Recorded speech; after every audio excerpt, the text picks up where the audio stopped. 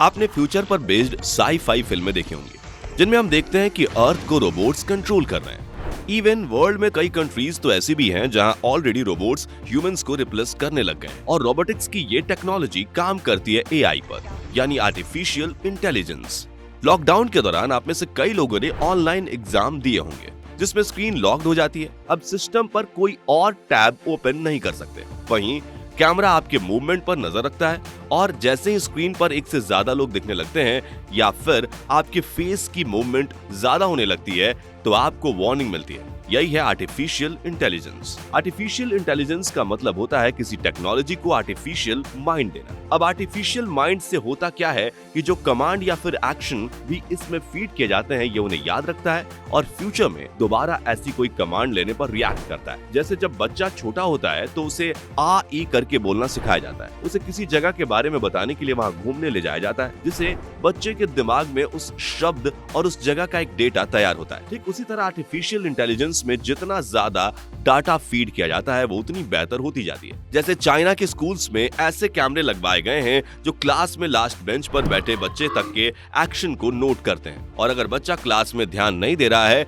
या फिर सो रहा होता है तो वार्निंग पास करते हैं। अब किसी नॉर्मल सीसीटीवी कैमरे से ऐसा पॉसिबल नहीं है, क्योंकि नॉर्मल कैमरा सिर्फ रिकॉर्ड करते हैं, लेकिन इन एडवांस कैमरा में एआई फीड किया था, इसलिए ये कैमरा रिकॉर्ड करने के साथ साथ एक्शन को भी आइडेंटिफाई कर सकते थे। ठीक उसी तरह ट्रैफिक सिग्नल पर लगे कैमरा भी काम करते हैं, जो हर आती जाती गाड़ी का नंबर और डिटेल्स रिकॉर्ड करते हैं। गूगल का गूगल असिस्टेंट, एप्पल का सीरी, अमेज़न का एलेक्सा भी एआई टेक्नोलॉजी पर बेस्ड है। और सिर्फ ट्रैफिक सिग्नल्स या फिर क्लासरूम में ही नहीं, मैन्युफैक्चरिंग, डिलीवरी, एजुकेशन, स्पोर्ट्स, हर सेक्टर में एआई का यूज होने लगा है। 1956 ये वो साल था जब जॉन मैकार्थी ने एडवांस टेक्नोलॉजी के लिए आर्टिफिशियल इंटेलिजेंस वर्ड का यूज किया था। 1997 में एआई की टेक्नोलॉजी से super computer deep blue build किया गया था, जिसने उस समय के वर्ल्ड चेस चैंपियन को हरा दिया था। वहीं साल 2002 में एआई के जरिए वर्ल्ड का फर्स्ट रोबोटिक वैक्यूम क्लीनर बनाया गया था। साल 2005 से लेकर साल 2018 के बीच speech recognition, robotic process automation, smart homes और दूसरी कई इनोवेशन मार्केट में इंट्रोड्यूस की गई थी,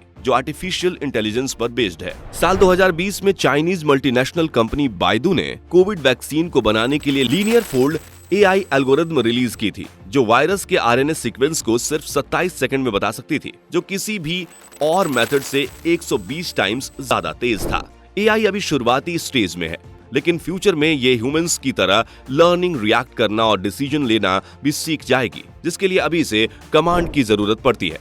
इन शॉर्ट आने वाले सालों में एआई के बिना कोई इंडस्ट्री नहीं चलने वाली और ऐसे में ये बहुत जरूरी है कि हर किसी को एआई की बेसिक नॉलेज जरूर हो। फाइनेंशियल सर्विसेज की ही बात करें तो फाइनेंशियल इंडस्ट्री आर्टिफिशियल इंटेलिजेंस का यूज दो तरह से करती है। फर्स्ट, एप्लीकेशंस की डिटेल्स और डेबिट क्रेडिट रिकॉर्ड्स को मॉनिटर करने के लिए। Second, real time payment transactions को रिकॉर्ड करने और उनसे जुड़े फ्रॉड को मॉनिटर करने के लिए। एआई का यूज अब कॉल सेंटर्स में भी खूब होने लगा है। आपको याद होगा कि एक टाइम था जब कॉल सेंटर्स ने इंडिया में एम्प्लॉयमेंट रेट को उठा दिया था, लेकिन अब इस इंडस्ट्री को भी एआई से रिप्लेस किया जा रहा है। वर्चुअल कस्टमर असिस्टेंस का यूज कॉल सेंटर्स में कस्टमर की इंक्वायरीज को रिस्पॉन्ड करने के लिए किया जाता है। गैस एजेंसीज और कस्टमर केयर्स में first stage interactions voice assistant ही करती है, जिनके सिस्टम में कुछ डायलॉग फीड होते हैं और वो उसके अकॉर्डिंग ही कस्टमर को सॉल्यूशन प्रोवाइड करती है। लेकिन जब वॉइस असिस्टेंट के ऑप्शन कस्टमर की प्रॉब्लम को सॉल्व करने में फेल हो जाते हैं, तब हायर लेवल ऑफ इंक्वायरी के लिए कॉल को ह्यूमन असिस्टेंट से